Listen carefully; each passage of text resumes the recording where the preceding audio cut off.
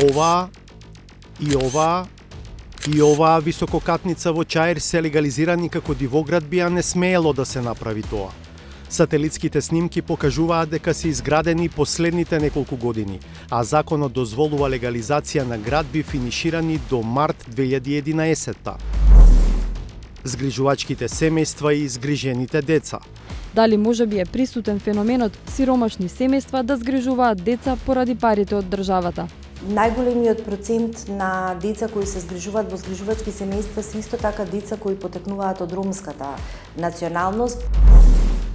Отидовме и сами да се увериме дека во главниот град има јавна институција со дупка на покривот.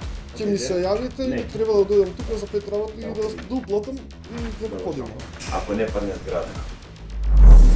Народниот правобранител има законска надлежност да врши надзор над тајните служби, но морам да признам дека нашето искуство на ова поле е многу скромно.